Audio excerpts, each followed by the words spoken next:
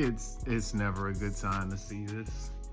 It's never a good sign. It's never a good sign. One thing after another, after another, after another, after another. Every time. With that, with this, with the bike, everything. So, as you know, I have blown up the motor and turbos in this thing at least once before, and it wasn't because of me. They said it was knocking and all this other stuff. They said they haven't seen it before, so Infinity covered it under warranty because I had 57,000 miles. So I get the car back, and since I've gotten it back, I'll probably put like 4,000, maybe 5,000 miles on it. But the problem is I noticed that it was getting heat soaked really, really easily, like really, really, really fast.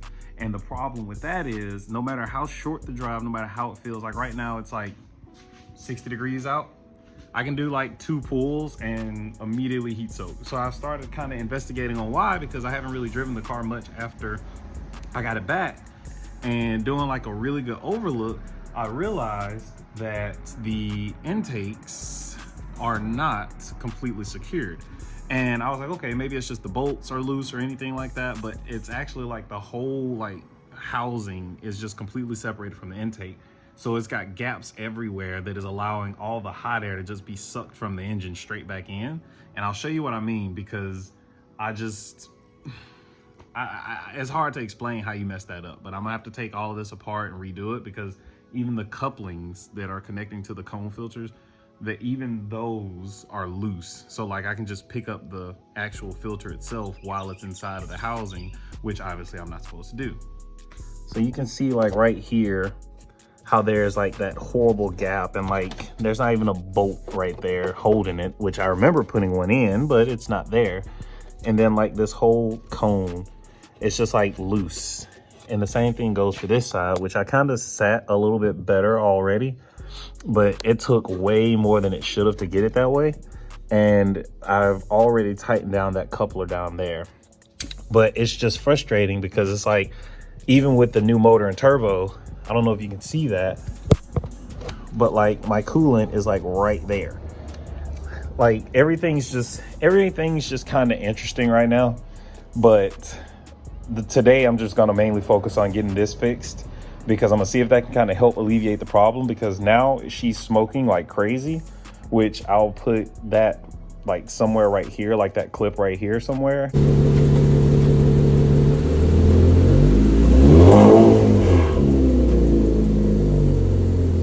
You can see what's happening, and I've already been told to bring it back because it might be turbo seals, and I'm hoping not, because I'm not even driving this car hard. I just drove it to Gatlinburg, drove it back, and it's already smoking. Like that was the first long trip I've taken in this car, and that's already happening. So that's basically what today's goal is gonna be, getting this filter like fixed, which means I'm gonna have to revert everything I've done and then put it back together. So we'll just start with that. And then if that works, then we're good. But if it doesn't, then I gotta keep figuring it out, because Infinity says she's too low, so they can't work on her. And what I'm probably gonna do is go buy some boards, tell them to pull it up on the boards, and then we'll be good. Because I don't see a point in having to raise it all the way up just for you to be able to look at it. Like, I get it's low, but that means I'm gonna have to like, it's more work than not than just put some boards down, drive up on it, because that's literally what I do. I put a brick down, drive up on the brick, throw a jack up under it.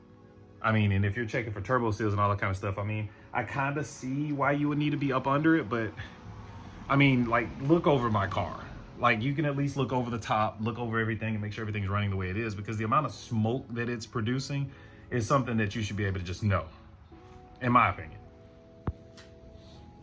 So already I can tell that shouldn't be like that. This should not just be able to be hand twisted out, but it's all right. We'll just keep figuring it out.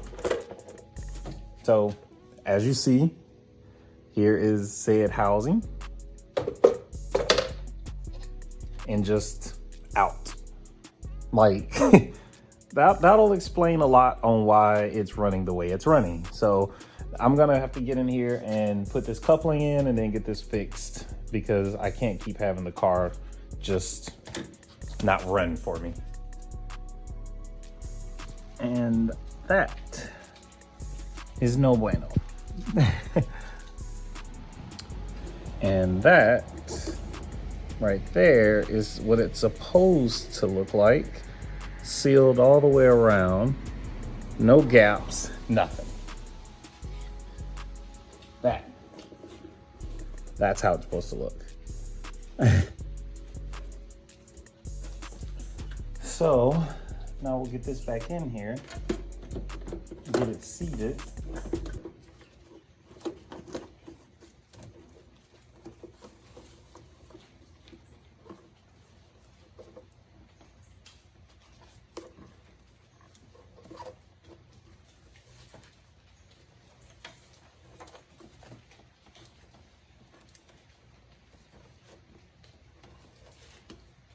Like that.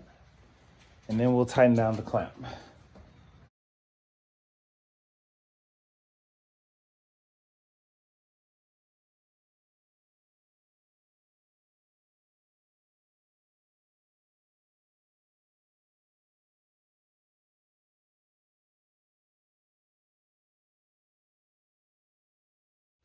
And this side, now that this side is in and correct, this side, I just realized that this bolt right here is missing. So it does this, but at least it's sealed a little bit better. I did it off camera because it's just me kind of sitting there fingering around in here trying to get the seal to go over the lip.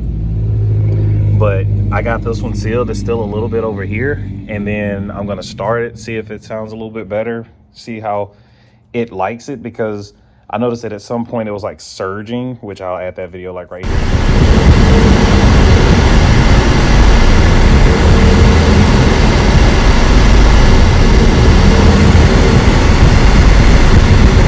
Of the RPMs, just like.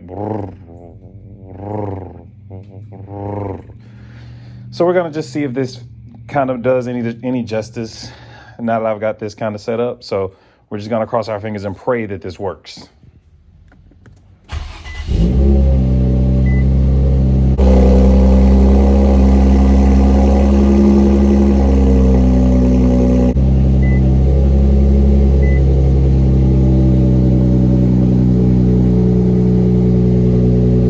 All right, no check engine lights.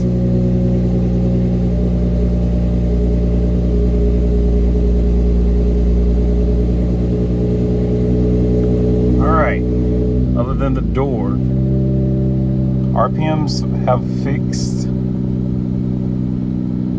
so it seems like it works so far. Now, obviously, I know I got to take her for a drive and everything to make sure everything works, but currently it's pouring down raining, so there is no way I'm gonna like try and do anything related to that right now, because if I try and do anything, I mean, it's all-wheel drive, so realistically I'll be okay. But I don't like driving her in the rain, because I don't know any car guy that will voluntarily drive his car in the rain if it can be avoided. So I'm gonna wait till it clears up a little bit.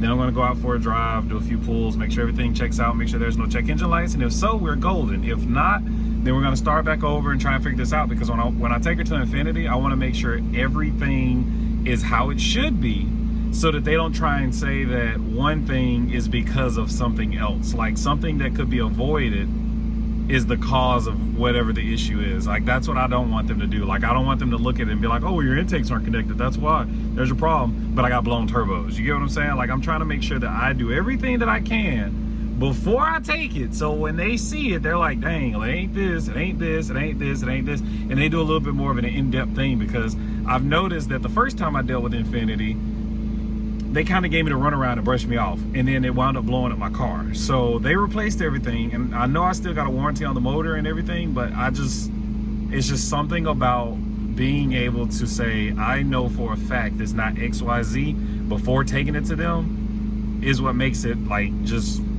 good. So that'll be it for this one. It was just a quick one, because I felt like that was a pressing issue for me, because I've realized that I haven't had this car long enough for me to have this many problems. But now that that's fixed, it gives me a little bit more peace of mind, because I'm hoping that that's what was the root of a lot of the problems. So yeah, so next time you see it, hopefully she'll be done, hopefully she'll be good. I'm gonna start working on this one here soon. I'm pretty sure that one is messing up as well. I got a coolant hose that blew up when I was out ripping it, and I'm not sure if it's belt slap or not. But either way, I got another one right there. So if the motor's toast, I got another motor right there and another one over there. So I'll be all right with that. And then we'll just go from there. So here's a quick sound clip and we will see you next time.